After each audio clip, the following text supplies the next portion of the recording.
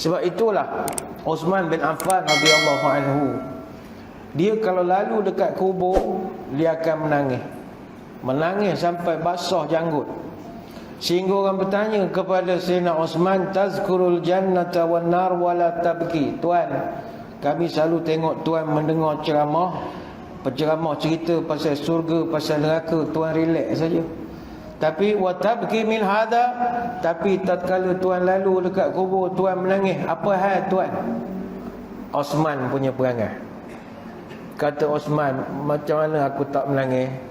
Aku pernah dengar Nabi cerita, innal qabra awwalu manazilil akhirah, fa in naja minhu fama ba'dahu aisaru minhu, wa in lam yanju minhu fama ba'dahu ashaddu minhu.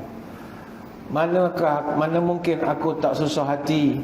Nabi pernah menyebut kubur adalah awal perjalanan akhirat.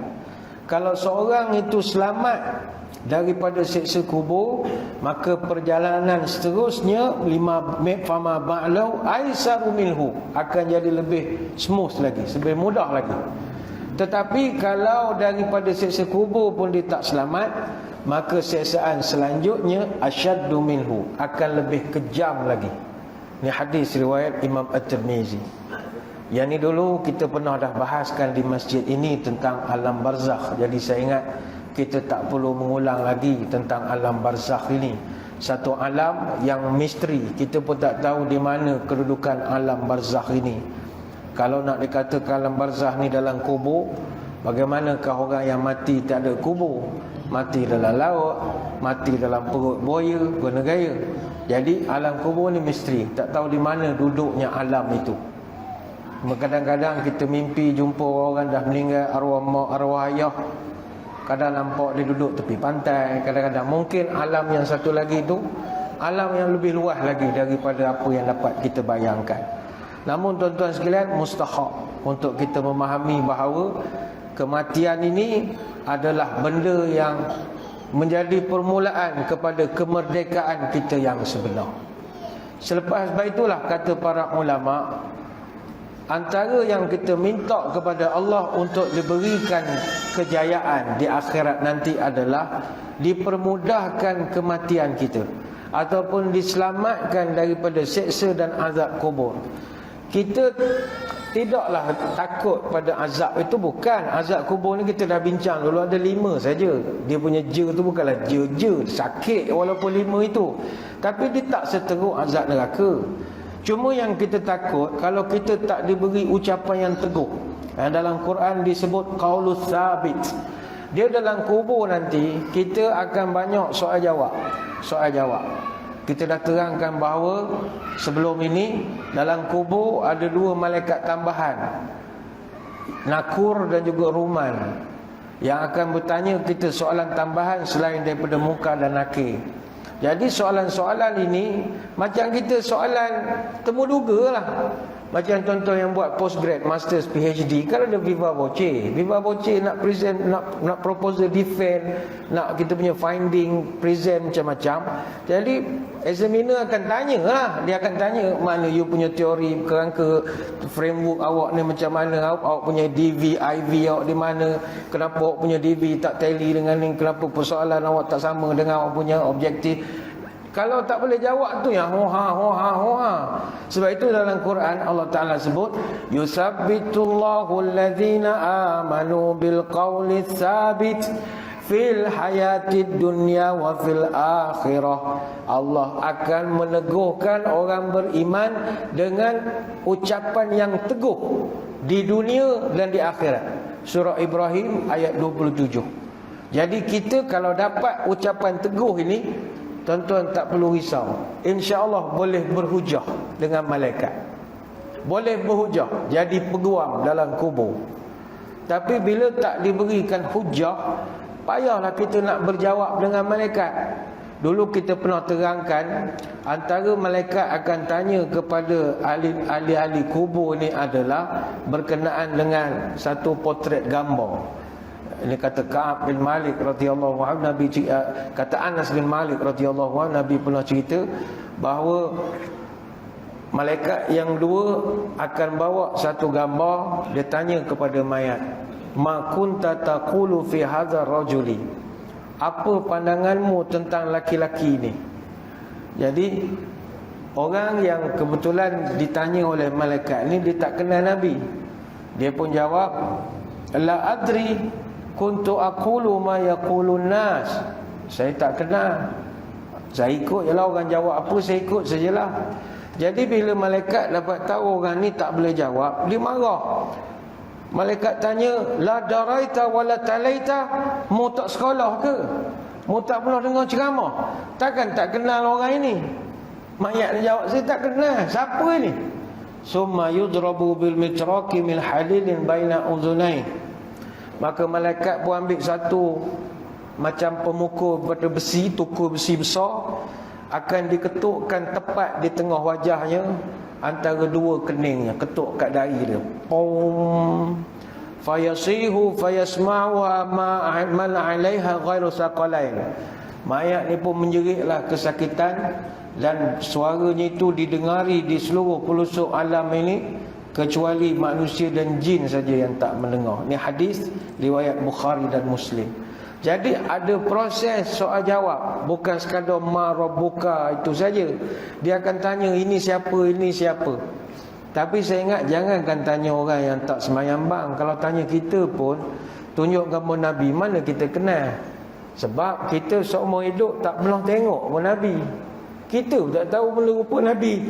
Tapi bila kita diberikan qaulus sabit, ucapan yang teguh, kita boleh jawab setiap soalan itu. Ini yang Allah Ta'ala akan kurniakan kepada orang-orang yang beriman. Jadi ini yang pertama. Kemudian nak menuju kepada kemuncak merdeka akhirat itu adalah kalau kita mendapat keselamatan ketika dibangkitkan daripada kubur. Ini barang perlu diingat jugalah. Tak dapat kita bayangkan peristiwa-peristiwa yang sangat mengerikan apabila ditiup saja sangkakala. Kerana bila tiupan sangkakala itu berlaku, pertama sekali kata ulama, bumi bergegar. Bergegar luar biasa sekali sehingga gunung ganang hancur lebur. Bayangkanlah segala bukit yang ada di sekeliling kita ni rata semua. Rata semua. Walaupun di depan sana bukit istana dah tak ada bukit lagi lah, rata. Bukit Pelindung tak ada, semua jadi rata, hancur lebur. Iaitu disebutkan oleh Allah dalam Quran, Iza zulzilatil ardu zilzalaha wa akhrajatil ardu asqalaha wa qalal insanu ma laha. Bila bumi digegarkan dengan gegaran yang sangat dahsyat, sehingga dia mengeluarkan segala beban-beban berat yang dia tanggung selama ini, dan manusia akan jadi kebingungan lantas bertanya, malaha, apa hal ni? Apa hal ni? Kelang kabut kita. Surah Al-Zalzalah ayat 1 sampai 3.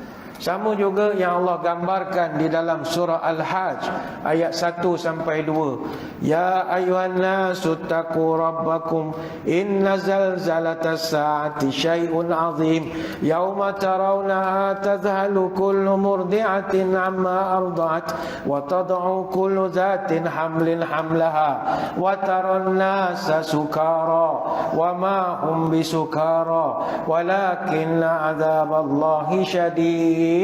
Wahai manusia, kata Allah, takutlah kamu kepada aku, takutlah kamu pada hari kiamat yang gegarannya sangat kuat ketika itu. Begitu kuatnya, yauma tarawnaha tazhalu kull murdi'atin amma arda'at. Ketika itu kamu akan menengok ibu yang menyusukan anak akan campur anak dia kerana takut.